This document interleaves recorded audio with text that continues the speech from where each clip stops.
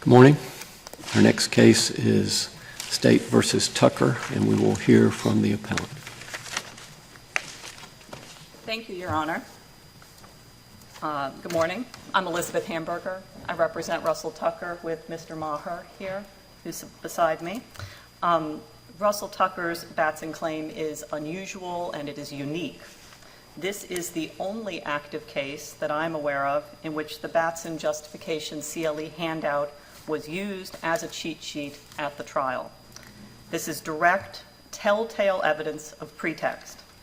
But the claim has never been heard on the merits because the MAR court found it to be procedurally barred, contrary to the precedent of this court.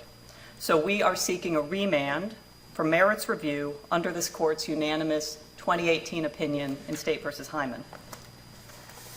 When asked to give his true subjective explanations for removing black jurors, the prosecutor read his answers off of a training document. In other words, rather than giving his honest, subjective reasons, he used a handout as a cheat sheet. Counsel, I'm sorry, what evidence is in the record that he actually read from this CLE handout? Yes, Your Honor. So if you look at our, I think the best example, there's several examples, but I think the best one is our brief at the top of page 3. Those are also pages 10 and pages 304 of the appendix. You can see a comparison. The top of the excerpt there at the top of our at page 3 of our brief are actually the first words out of the prosecutor's mouth the first time there was a Batson objection in this trial. His very first words were, "We felt we had appropriate justification." Obviously, justification is the title of the handout. He said then next, 1, his body language, 2, his answers which we felt were inappropriate. I think answers which were inappropriate is the most clear verbatim quote from the handout. If you look at the matching part of the handout regarding juror answers, it says answers which are inappropriate. But there's nothing in the record where the prosecutor stated, I read directly from this handout. That's true, Your Honor, and that's exactly the reason why this claim was not available earlier, because it was only available once you have the prosecutor's file and you can see that document in the file, then counsel is able to compare it to the transcript and what was being stated on the record, and then you can see that the handout was being used. How does the fact that the trial court found there was no prima facie case made by showing made by the defendant factor into the use, purported use of this CLE handout? Well, Your Honor, I believe you're referring to the question of mootness of this first step, which did come up in the briefing. The state has actually conceded already in their brief that the first step is moot, and therefore the court can move on to the third step. Well, did the trial court find that? The trial court both made rulings at both step 1 and step 3. Well, but the trial court found that no prima facie showing had been made. That's correct, yes. And the MAR court agreed with that determination. That's correct. Thank you.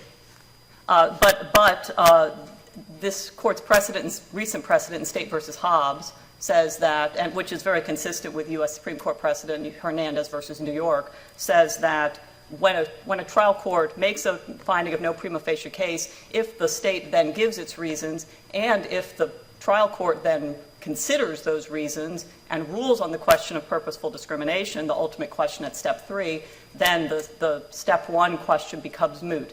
But I'd also... Doesn't Hoffman and Locklear say the opposite? I don't know that they present exactly the facts. I would not say that the court's precedent in Hobbs is incorrect. All of these, there are lots of cases about mootness, and they all present slightly different factual scenarios. Well, you would agree that Hoffman and Locklear indicate that if the trial court makes a finding that no prima facie case has been shown by the defendant, that ends the inquiry, and that even if the trial court request and subsequent explanations are offered, those explanations are not relevant to the step 1 determination that the court has already made. Well, that's a question for an appellate court. So this is not an appeal, I think, very significantly. And so you mentioned Hernandez. Isn't the reference to proceeding beyond step one in Hernandez, one, dicta, and two, perhaps a plurality opinion? Perhaps, Your Honor, again, I would turn your attention to the precedent of this court, which is State versus Hobbs, which says that and I would also say that that makes perfect sense, Your Honor, because first of all, again, this is not an appeal. And so the question of mootness is really simply a question of, can an appellate court, when considering a trial record, does that court need to consider only step one and perhaps remand for more consideration in the trial court, or can it make a determination at step three? That's the only question of mootness. Mootness does not, it is not a mechanism for making evidence of discrimination evaporate or disappear. And so I think one thing I want to say about this is that I don't think that this case turns on whether or not the first step is moot. The state has conceded that the first step is moot. So I think we can move on because of that. But also, the question, as we were just talking about in the Richardson case, the question at the first step is the totality of the circumstances. All of the evidence, including the prosecutor's answers, are part of the totality of the circumstances and are relevant at step one once they've been stated in open court. So, and in addition, in this case, the fact that the cheat sheet exists in the prosecutor's file and matches the words of the prosecutor in the transcript is also part of step one. So if you want to consider whether all of that raises an inference of discrimination, that's fine. Then move on to whether it shows purposeful discrimination. They're really the same question. Step one versus step three is more of a way to direct trial courts in how to go about the Batson process. It's certainly not a way to say that evidence of discrimination somehow disappears because the trial court didn't find the first step. Well, let me ask you about this first step determination, specifically with regard to juror Banner. Mm-hmm. As I've looked at the transcript, the very first words out of the prosecutor's mouth with regard to Ms. Banner is "wake up." Mm-hmm. Is that your reading of the transcript? It is. And at that point, the prosecutor, for whatever reason, if it could or couldn't have, decided not to strike Ms. Banner for cause. There's no motion for cause in the record. Right, and proceeded to ask additional questions. Ms. Banner says, "I told you I didn't do well early." Mm-hmm. Right, and that's because of her job requirements. That is in the transcript, yes. Okay. So is the fact that a juror was sleeping a relevant determination at step one, in your opinion? Well, we just talked about or you just spoke about this with prior counsel, but I didn't want to tie you to someone else's answer. Yeah, no, and I actually not sure I would have answered the same way. The prima facie case is about the totality of the circumstances, certainly. The law is also very clear, and for very good reason, that the court cannot insert its own potential reasons for the reasons of the prosecutor. The question of Batson at step one and at step three is the prosecutor's intent. For the court to assume that a juror was struck for a certain reason that the court observes doesn't give any information as to what the prosecutor's intent is. And one reason for that is because it would make Batson functionally inoperative to do that. Having sat through and conducted jury selection myself, I think we all know that there could be a reason to strike any juror. And there's a number of white jurors in this, we've listed many of them in the brief, where they were passed, and yet it would be easy to come up with a reason why they could have been struck. Many of them said, for instance, that they didn't want to serve on the jury. There's a number of jurors who said that. Many of them expressed hesitation or reservations about the death penalty. So if anyone's wondering why they were struck or not struck, there's something there for anybody, right? It's a buffet because jurors are individual people. People have, their idiosyncrasies. Jury selection is never going to be about picking the 12 perfect people in the pool. It's going to be about selecting people who have a variety of characteristics, and you're going to be able to, a judge wondering why someone was struck is going to be able to say that any juror, that there's a good reason for striking them. That's the reason they have to go to step 2 and ask for the prosecutor's true subjective reasons for the strike. That's the only way to determine the prosecutor's intent. So you're arguing that the answers a juror provides is not considered under the totality of the circumstances at step 1? I don't see how, Your Honor, how that can be done without violating the Supreme Court law that says that a court cannot insert or make up its own reasons. Millerell is very clear. It says the question is what the prosecutor's reasons are. The prosecutor must stand and fall on the plausibility of the reasons he gives. Batson is not an exercise in coming up with any rational reason for the strike. I can't square that statement, which underpins Batson, that the prosecutor's intent is the defining question. I can't square that with the ability of the court to be able to consider its own reasons without having heard from the prosecutor. But you would agree that a juror sleeping would be a valid reason for use of either a strike for cause or a peremptory strike? Well, possibly. I mean, valid. I mean, the law on peremptory strikes is that you can strike for any reason that isn't race or gender. So yeah, any reason is valid, and I can imagine that. But one thing about, talking about Ms. Banner is that this record doesn't tell us how many white jurors may have been dozing. I mean, jury selection is very boring. Well, but the cold record clearly indicates that she had to be awakened by the prosecutor. Yes. And Ms. Banner goes on to say she used all her paid leave, and the prosecutor asked, is that going to affect your ability to sit here and hear this evidence and apply it to the law as the judge gives you? And she says, I guess it would. I don't know. I'll have to check with personnel on it. She said, and again, Your Honor, no juror is quote unquote perfect, and this team of prosecutors accepted for jury service numerous white jurors who said they did not want to serve on this jury, who said it would be a hardship, who were obviously trying hard to get out of jury service. So if we're going to do that comparative analysis, how many of those white jurors had also fallen asleep? We don't know, Your Honor. I mean, from the record. One problem from the cold record is you don't know the answer to that. Okay, but from the record, we know that Ms. Banner definitely had both of those against her.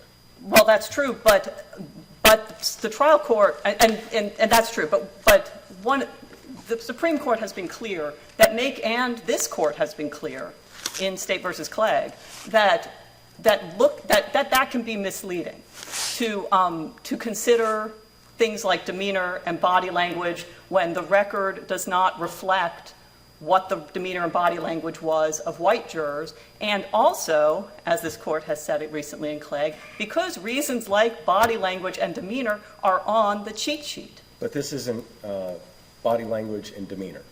These are different categories here that we've just discussed, right? That's true. Now, the prosecutor in discussing Ms. Banner also indicates that there's at least a practice of not taking nurses. Is that a valid reason as well? Not in this case, Your Honor, and I think, again, any reason is valid. I can strike a juror because they have brown hair. Any reason is valid. That's not the question. The question is whether or not the prosecutor, when the prosecutor said that was his true reason. In this case, it's quite clear that it was not. He passed a white juror who was a healthcare worker who actually expressed concern about how his work as a healthcare worker, working with terminally ill patients versus Ms. Banner, who was a nursing assistant, where the prosecutors passed a white juror who specifically said he wasn't sure how his work as a healthcare worker would impair his ability to consider the death penalty. And if you look at other cases, the prosecutors used, the language that the prosecutor here used regarding nurses not being willing to take life, those who want to save lives we found do not want to take lives. They used that exact language in other cases to strike black jurors but not white jurors. Black nurses but not white nurses. Ms. Banner was also not registered to vote. As were many white jurors also not registered to vote. But again, comparatively, Did those other jurors that you've just discussed fall asleep? Well, Is there evidence no, in the Your record Honor. that they fell asleep? Is there evidence in the record that those individuals that you were specifically talking about couldn't concentrate or give their full attention to the trial?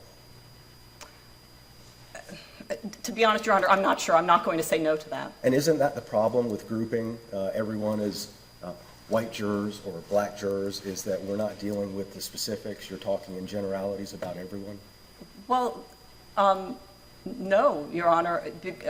And for that, I turn again to the United States Supreme Court, which has clearly said we cannot treat jurors as cookie cutters. We cannot say that in order to conduct comparative juror analysis, these jurors need to be identical. That would make, as the Supreme Court has said, Batson inoperative.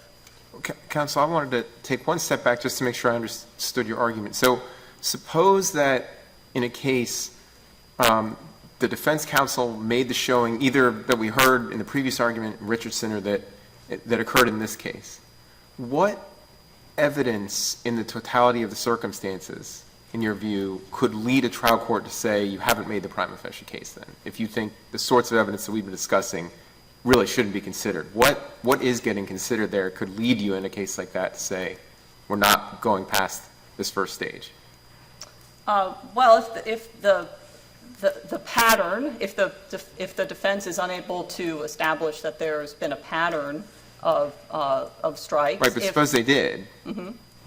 What evidence, that's what I'm trying to figure out. Like, why is the Supreme Court of the United States treating it like this totality of the circumstances because I'm having trouble thinking of what, once you've made a showing like that, is going to move you back in the other direction if we can't consider the kinds of evidence that we've discussed here.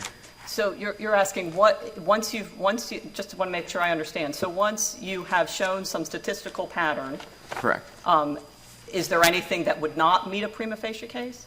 Right. Is there anything that would also be considered as part of the totality of circumstances that would lead the court to say, I'm stopping here at step one? I mean, I think what the law says, and this question from Justice Berger earlier about what prosecutors say, the question, it's differential questioning would be something that would be considered at step one.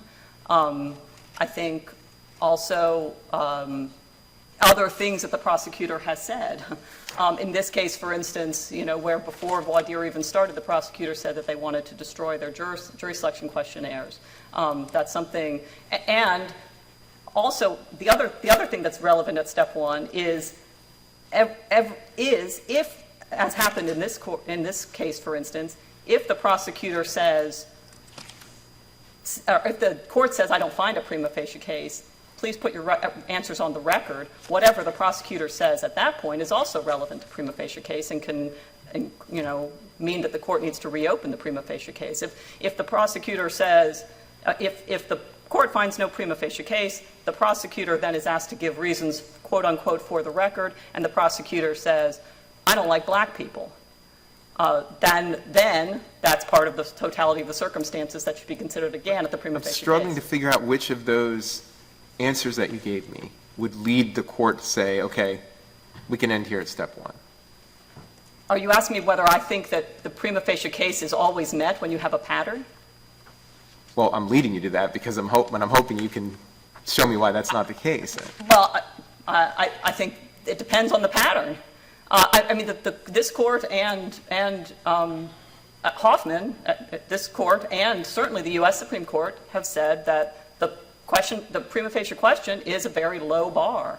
My point is, but there is a bar, and there's this idea that you look at the totality of the circumstances. I'm trying to figure out why say all that if the reality is because of what can't be considered, that as soon as you have that evidence, you're going to step two. I'm just trying to understand that. Well, as I said, the questions that the prosecutor asks, other statements of the prosecutor, whether or not this is a case with a black defendant and a white victim, whether or not it's a hate crime, all of those things, the history, the judge's history with this prosecutor, and also any history evidence that the defense attorneys bring up as showing prior, disparities in prior cases, whether or not they're aware. I understand. So you're saying, for example, that perhaps the court could say, okay, you've made that, the numerical showing, but this prosecutor, as far as I'm aware, has no history of ever, being challenged in Batson grounds, so I'm going to say we're done at step one here. I think Your Honor and I may have a difference of opinion about the harm of going to step two unnecessarily. I'm not suggesting there's any harm. I just want to understand, doctrinally, why have a step one? And that's what I want to make sure I understand. Well, there certainly could be cases where there is no pattern, where the prosecution has passed 5 black jurors, and then you object to the first black juror, struck. Maybe the pattern hasn't been established at that point. Well, isn't the point of requiring a prima facie case in this context, at least in part, a sense of respect for the process of being able to use peremptory challenges? And that by revealing a reason for why a counsel for either side decided to strike a juror, you can gain insight into the trial strategy. And there's been a concept that peremptory strikes are, as you say, our prerogative. We can strike for any reason we want to, but not because the person belongs to a protected category. So doesn't it make sense to say that at the first stage, we have to see whether there's anything here before we require the prosecutor to divulge, or whoever's being challenged, the counsel to divulge why they used a peremptory challenge? Yes, and the threshold is low. I mean, the value of peremptory strikes, there's a value in peremptory strikes. I've certainly exercised them myself, but it pales in comparison to the need for the system to police discrimination and prevent discrimination. So that makes sense to me, but so in the context when the evidence to begin that process is saying, I'm not just fishing here because I'd like to get into the mind of a prosecutor about strategy for peremptories, but you present the numerical data. What evidence in the totality of the circumstances there is going to lead the court to say, no, this is the sort of case where we're not getting into the minds of prosecutors. We're done here at step one. Can you think of anything that would meet that criteria? I'm not sure, Your Honor. Again, it depends on the totality of the circumstances and what's going on in that trial. I would say that if a pattern has been established anywhere like the pattern that's in this case, where the prosecutor is removing 100% of the black jurors, that should be a prima facie case, especially given the history of discrimination in this country, in this state, in Forsyth County. All of that should be taken into account and lead the judge to err on the side of finding a prima facie case.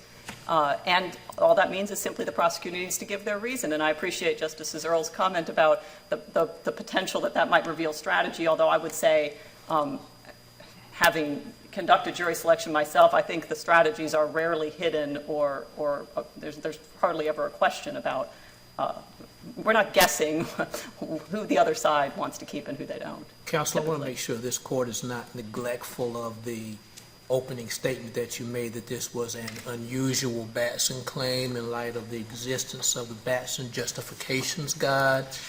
How would you have this court to look at that guide in terms of what you say is a clear demonstration that race was used in terms of what is in the record as to what was stated by the prosecutor in terms of the words that were used in using these peremptory challenges at issue? Yeah, thank you, Your Honor. The Top Gun handout, the Batson Justifications handout, is the crux of this claim. None of the rest of it can be understood without that. The law is very clear. Again, we're talking about Hernandez versus New York, that the decisive question in a Batson determination is whether or not counsel's reason should be believed. It is the honesty, it is the truthfulness of the prosecutor that is at issue in determining his or her intent.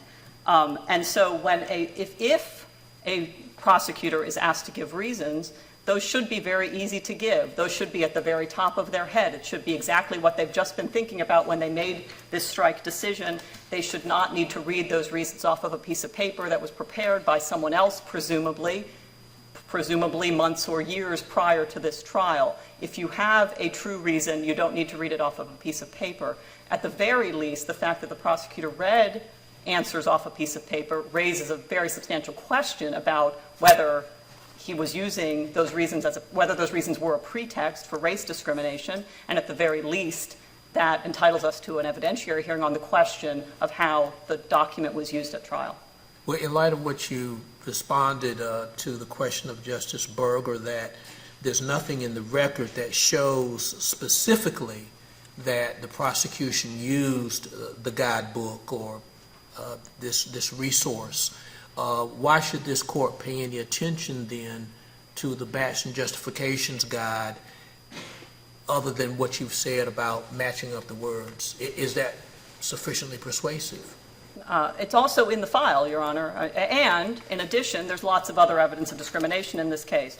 There are other notes, importantly, in the prosecutor's file, which I would say are even more explicitly race-based. If you see on page 4 of the appendix, there's a handwritten note by the prosecutor that says, "No New York people rap music." I think a reference to rap music, particularly in the mid-1990s, is an explicit reference to race, and saying no rap music suggests they were looking to strike black jurors. There's also, as I mentioned, the fact that the prosecutors stated on the record that they were deliberately destroying the juror questionnaires so that Mr. Tucker would never see the contents of their notes. I'll note that in Foster versus Chapman, of course, notes, and the prosecutor specifically said what we will be doing on these questionnaires is circling or highlighting things that are important to us. It's exactly what happened in Foster versus Chapman, where race was being noted in the notes. We will never know if the prosecutors were doing that in this case because they intentionally destroyed the questionnaires, so we can't see them. Counsel, you said deliberately destroyed and intentionally destroyed.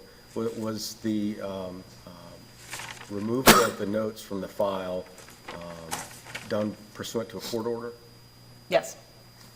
Now, turning back to the CLE handout, the trial court for the MAR went through some of the items on the handout: knowledge of the case, belief that criminal justice operates unfairly before facts presented, inappropriate dress, and went through a number of these, and it had next to each of those indications or each of those headings case law. Have you reviewed the cases that were cited by the trial court judge or the MAR court? Yes, Your Honor. And did the trial court, MAR court, accurately state the law with regard to each of those headings? More or less. Okay, and the trial court goes on to make, well, more or less, which ones did he not correctly state? I'm sorry, I can't give a more specific answer on that, but yes, generally. Counsel, you did not reserve time for I rebuttal. did You not, want to Your reserve the Honor, rest? but I would like some. That's I'm great. noticing it's ticking down. Is That's that fine, all thank right, Your you. Honor? Yes. Thank you.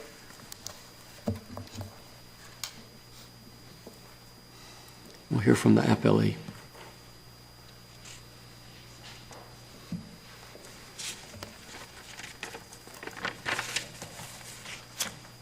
May it please the court, my name is Danielle Elder, and I, along with Jonathan Babb, are here from the Department of Justice. We represent the state in this action.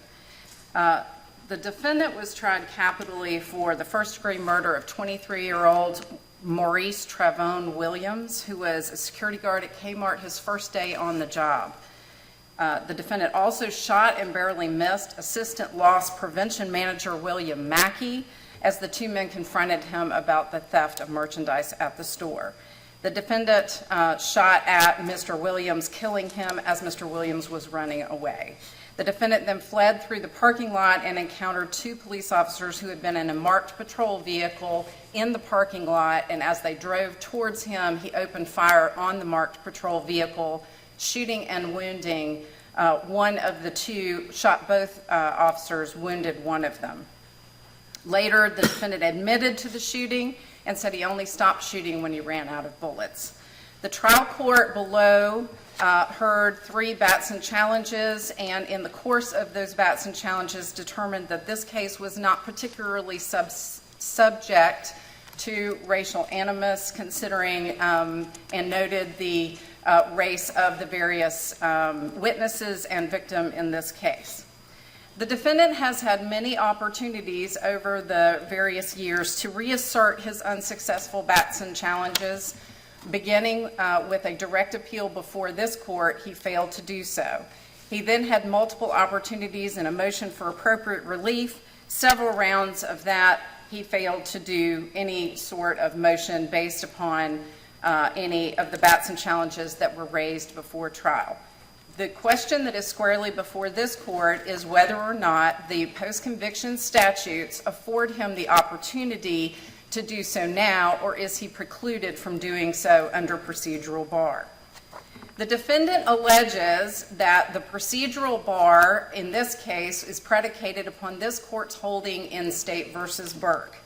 In Burke, you will recall that this court vacated the Superior Court's denial of his Racial Justice Act, which was raised pursuant to 15A 2010, finding that the application of the 2013 repeal of that statute violated the ex post facto laws, as you had done in State versus Ramseur.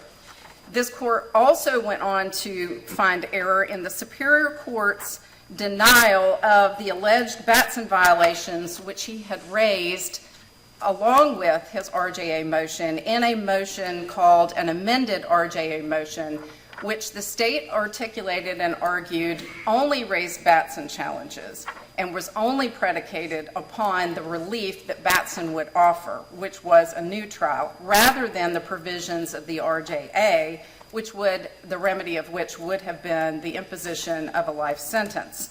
This court determined in Burke, in a one-sentence statement, that the alleged procedural bars are negated by the language of the RJA. In particular, this court was referring to 15A 2012B of the Racial Justice Act, which says, notwithstanding any other provision of time limitation contained in Article 89, Chapter 15A of the General Statutes, a defendant may seek, and this is the key part, relief from the defendant's death sentence upon the ground that racial considerations played a significant part of the decision to seek or impose a death sentence by filing a motion for appropriate relief. The fact that this statute is embedded in the Racial Justice Act, the state continues to contend, means that procedural bar has been eliminated for any racial justice claims, but has not extended to the context of a non-RJA claim.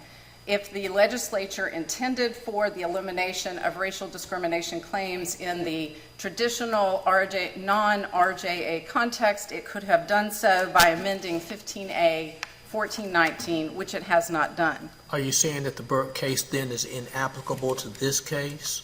I am, Your Honor. And is it based upon the fact that the Racial Justice Act claim you find that existed in Burke differentiates it from the present case? I am, Your Honor. In this case, the defendant raised both a motion for appropriate relief and an amendment to his RJA motion in one document. The lower court here in its order on page 4 and 5 made clear that it was only ruling on the Batson motion for appropriate relief and was not ruling on the RJA motion. The defense has contended that that is similarly situated with Burke's case. Nonetheless, our argument is that the lower court has made clear and defined that Burke did not apply because he was only ruling on the Batson motion. And is your position based upon statutory construction, or is it based upon some difference otherwise in terms of the procedural aspects that may differ between the two cases? I think that there are some procedural aspects that are different in that this court, the lower court made clear that in the one document styled as a motion for appropriate relief based on newly discovered evidence and an amended RJA, this lower court made clear it was not ruling on any RJA claims. It was only ruling on the motion for appropriate relief based upon newly discovered evidence. I think it is also statutory construction because the RJA itself is limited in that language that I just read to the court to claims which are seeking relief from the death sentence, and it is within the RJA context. Expanding it beyond the RJA context is something that the legislature could do, but we would submit is not the task of this court. Should this court consider then at all, in light of the state's position, any aspect of this Batson justifications guidebook, or is the state having this court to conveniently find that because the statutes exist as they do, that this guidebook, unique as it is, doesn't apply? Thank you, Your Honor. Not conveniently so, but we would certainly rely upon the mandatory procedural bar of the provisions in the post-conviction statute, which prevent a defendant from raising a claim unless he can meet and overcome any of those procedural bars. So if this court determines that he has met that and overcome the procedural bar, then the court should remand for a further determination by the MAR court on the merits. But absent that, our argument is that he is procedurally barred. He's had opportunities in abundance to raise this claim and has failed to do so. We have made the argument that there are two ways. I'm sorry, Justice. Well, I think I may be asking the same question that Justice Morgan did, but I just want to make sure I understand. So you're saying that if we find that this is procedurally barred, then we wouldn't be reaching the merits of the Batson claim? That's correct. Okay. That's correct. I'm sorry if I didn't make that clear. No. So there are two ways to overcome a procedural bar. The first is to show good cause and actual prejudice, which is defined in the statute, and the second is to show a fundamental miscarriage of justice. The defendant did not show good cause and actual prejudice here. The defendant relied upon two tenets in order to make that argument. The first is he claims that there has been a retrospective application of new law that entitles him to a review of this case. The second is he claimed newly discovered evidence that he claims provides him an opportunity to overcome the procedural bar. First, there's not been a retroactively applicable new standard for Batson evaluations. The defendant claims that in State v. Waring in 2010, this court shifted the standard from what he calls a sole factor test to one that analyzes whether race was a significant or motivating factor for the strike. This is not new. This is the same standard that has been true through all of Batson's evaluation from Batson forward. What this court did in Waring was to clarify a misstatement that had been made by the trial court regarding this, a specific statement about a sole factor. The court there actually went on to say that the trial court had evaluated correctly under the Batson standard, notwithstanding the lapse linguae of the trial court.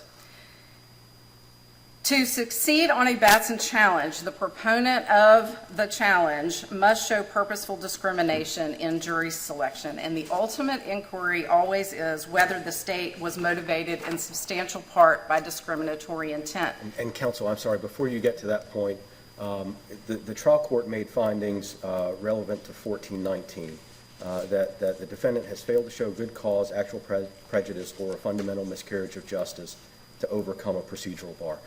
How do we treat, or what's the standard of review for the MAR court's order under these findings? In the, it's a manifest abuse of discretion in terms of the findings of the lower court.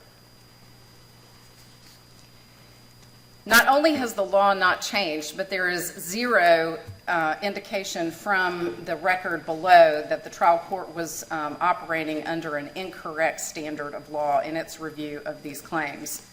The defendant has also not established good cause and actual prejudice by alleging facts which he claims are newly discovered. The state has detailed in its briefing below and before the MAR court as well the verification that the assistant district attorney provided in an affidavit before the court as to post-conviction discovery, which was provided to the defendant back in 1999, verifying that the complete prosecutorial and investigatory file had been provided, including work product, in accordance with 15A, 1415F, with the exception of some materials that were withheld for in-camera review.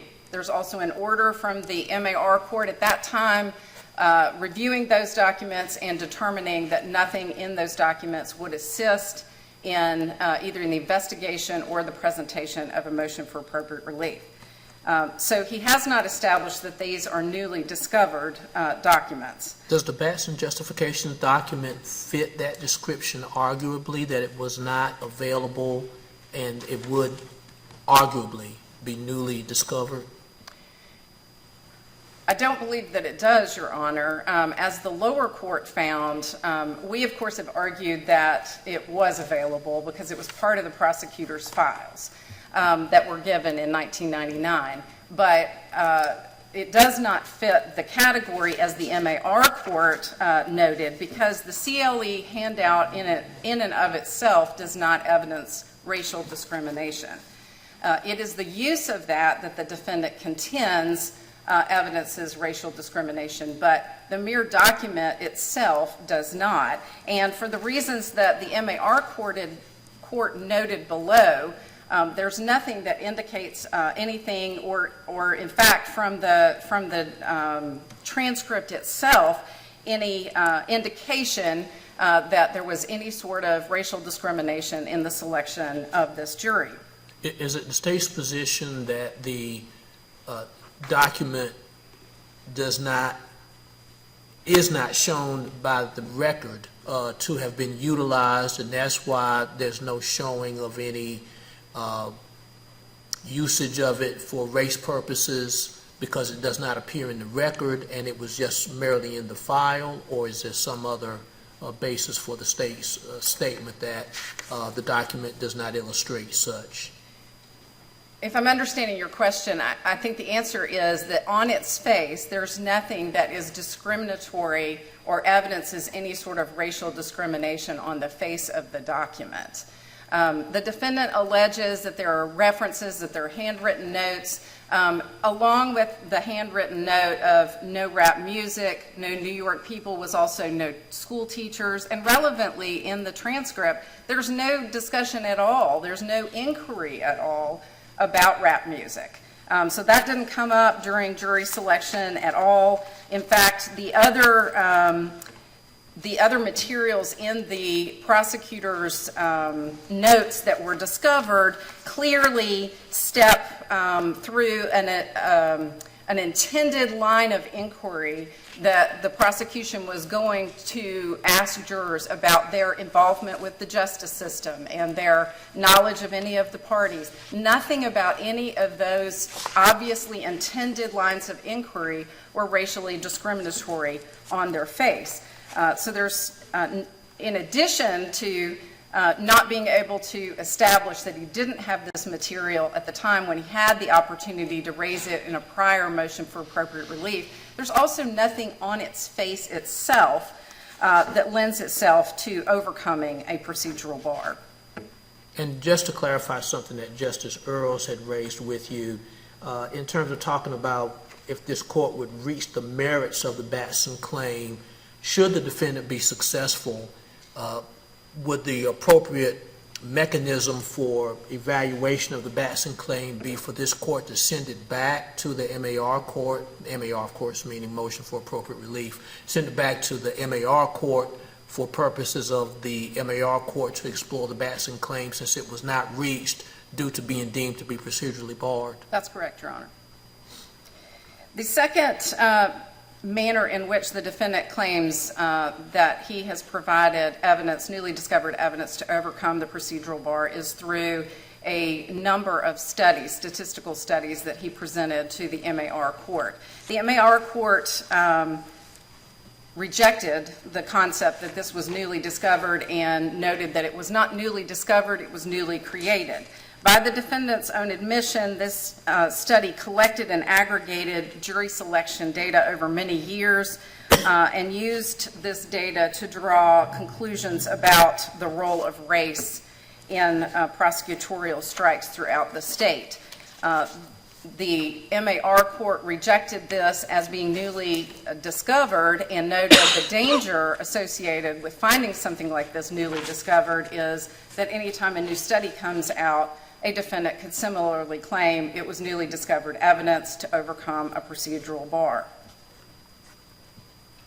The the Superior Court, the MAR court below, also found that it was not in a position to overrule the lower court, the trial court's findings in the Batson challenges at trial, and noted that the law of the case prevented him from doing so. This is especially relevant in the context of a Batson challenge because the trial court is in the best position to be able to observe firsthand the reactions, the candor, the hesitation, the honesty of both the lawyers and of the juror themselves. An evaluation of that credibility is critical to the determination of whether or not racial discrimination was occurring, and courts, therefore, should ordinarily give those findings great deference. But just to be clear, in the initial trial, when the trial court was ruling on the Batson objections, the prosecutor's file with the Top Gun instruction sheet was not before the trial court. That's right. That's right, Your Honor. And certainly the defendant has a valid argument that he could not have raised with that Batson CLE handout anything before this court because it was not part of the record. But he did have the opportunity to raise it at prior MARs. And it is relevant because although he claims that he did not have this sheet, most of his argument is a comparative jury analysis argument which occurs on the transcript, which would have been available to him right after his trial and before he came to this court on direct appeal. So he could have raised his claims of violation of Batson as the trial court, in review of what the trial court had done below before this court, but he did not.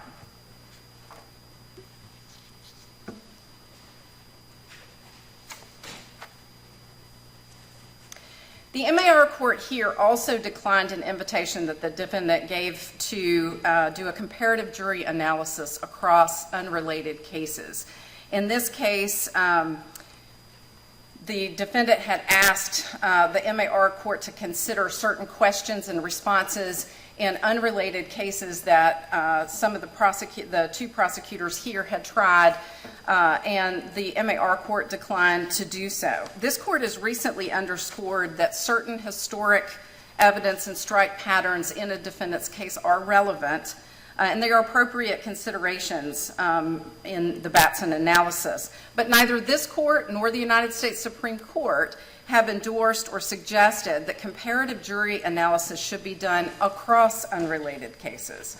So the most recent example is in Flowers versus Mississippi. There, the United States Supreme Court was reviewing multiple cases tried against the same defendant multiple times, 6 trials in total, where the prosecutor struck 41 of 42 black prospective jurors from the jury venire. In one of those cases, prior to the one that came to the U.S. Supreme Court, a Batson challenge has been sustained against the prosecution. That is a far cry and very different from what the defendant would have and ask the MAR court to do, which is to analyze particular answers that came from questions and answers that came from the jurors, the prospective jurors in unrelated cases, and attempt to mirror them to his own case in order to establish what he would claim would be pretextual reasons. And so, counsel, let me ask you about that. The trial court essentially found on a number of these cases, either one that the prosecutors were different, and to the extent that, the prosecutors were different, that Batson claims were not raised in some of the other cases, that timeliness of the cases 15 years down the road. And it seems that the trial court, MAR court, uses this across unrelated cases through the nexus test that it discusses. Is that a similar test, or is it different? I'm sorry, I'm not sure that I know what the nexus test is that you're referring to. Sorry. So, no. The trial court says there's no causal connection between the prosecutor's bad act and the use of the peremptory challenge, and there's no demonstrable nexus between the prosecutor and the evidence to be used. Is that similar to what you're discussing? It is. The defendant is making the argument that prosecutors, some of the same prosecutors who tried other cases used similar reasoning in their strikes, and he's attempting to build an argument that that shows pretext for discrimination. The problem with this argument is that in a comparative jury analysis, it is not until the third step of Batson that the trial court is actually evaluating the statements of the prosecutor, the justifications or the reasons given by the prosecutor in determining whether or not pretext was the reason instead of the actual reason. So taking in isolation, carving out certain phrases, certain answers by certain jurors, and attempting to mirror them in his own case to show pretext completely abandons the opportunity of the trial court to make that evaluation in the third step of Batson. So it is not a fair comparison. And, you know, the United States Supreme Court has even cautioned against comparative analysis on a cold record, for instance. So not even talking about unrelated cases, but just the cold record, the cold appellate record. The United States Supreme Court in Snyder versus Louisiana has said that comparative juror analysis in a retrospective manner might not be accurate on the cold record. It may be misleading when alleged similarities were not raised at trial. And therefore, the court cautioned that an exploration of these alleged similarities, if they had been raised at trial in that comparative jury analysis process, would find that they were not actually comparable. That's certainly true when we're talking about jurors across cases. In another case, so while it is true that this court and Flowers versus Mississippi have encouraged courts to consider relevant history of the state's peremptory strikes in past cases, and most relevantly any discriminatory strikes, it is far different than what the defendant is asking, which is a comparative jury analysis across multiple cases without the full information that that the trial court in another case would have made. In those cases, for instance, that he cites to, either Batson challenges were raised and rejected, or they weren't raised at all, and that in of itself may be relevant to an analysis. But none of that comes out other than the carved out portions of the prosecutor's questions and the jurors' answers in the defendant's analysis here. My colleagues on the court have recognized earlier the aspect of the totality of the circumstances coming into play in terms of evaluating Batson challenges. Are you urging the court in considering the totality of the circumstances to somehow discount comparative juror analysis? No, Your Honor, we're not. Comparative jury analysis can be very important. In this case, for instance, the trial court looked at whether there was any disparate questioning by the prosecutor and found that there had not been. It's very important for the court to engage in comparative jury analysis when the defense brings it up and makes, it's usually defense making these motions. The proponent of a Batson challenge makes these comparative jury allegations. The trial court should absolutely do that. It is of limited value, however, to attempt a comparative jury analysis across an unrelated case in an attempt to establish what the defense is attempting to establish, pretext. You know, it's interesting because the defendant has woven in the CLE document as evidence that prosecutors are using this as pretext, and he points back to the Lyons case. Lyons' case was tried 2 years before the defendant's case, and the handout to which he refers was issued a few months before his trial was conducted. So some of those connections don't actually track. It is a totality of the circumstances, and we're not here suggesting that material should be limited in what the court is considering. But no court, including this one, has condoned a cross-case comparative jury analysis, which is what the defendant seems to be asking this court to do. In the totality of the circumstances analysis in this case, how important is the Michigan State University data? It hasn't been raised by either side yet, but I did want to touch on it before the time was out. It could be relevant if presented at the appropriate time. Here, the defendant is claiming that it's newly discovered evidence. The lower court has found it's not newly discovered evidence, so it doesn't overcome the procedural bar.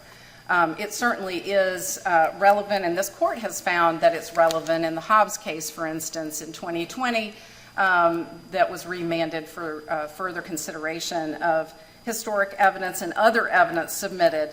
So certainly it can be relevant. Statistics have always been relevant.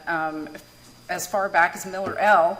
Have been relevant in the assessment of jury selection and Batson claims at the trial level. What we're talking about here today is whether or not the defendant should be afforded the opportunity to raise now what is procedurally barred and has been for quite some time based upon what he presented to the MAR court.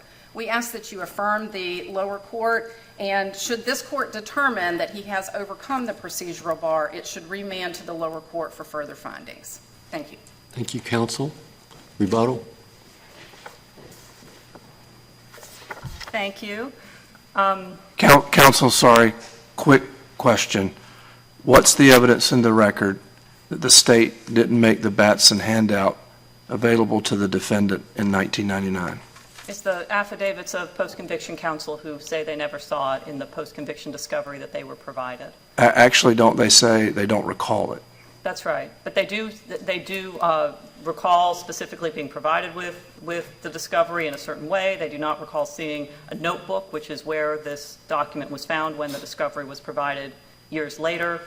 I would say it's a factual question that needs an evidentiary hearing to determine. Thank you.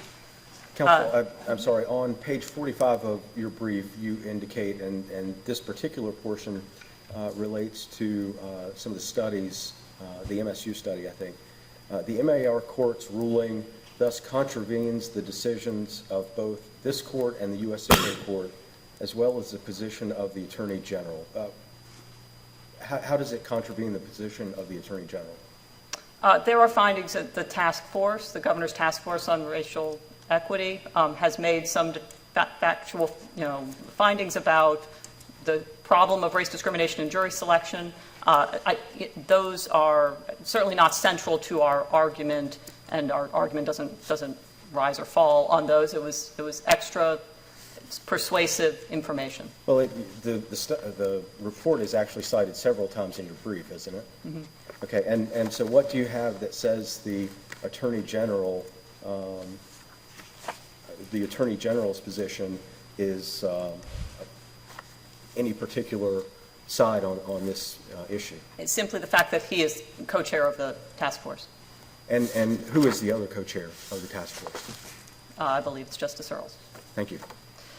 I want to make clear what our argument is on procedural bar. I do not agree with Ms. Marquis-Elder regarding the standard of review. The question of procedural bar is a legal question. The MAR court said that, and those rulings are reviewed de novo by this court. It is not procedurally barred because of Burke. It is not procedurally barred because it was not available at the time. And even if this court finds that the claim was available. Counsel, I believe your time's expired. Thank you.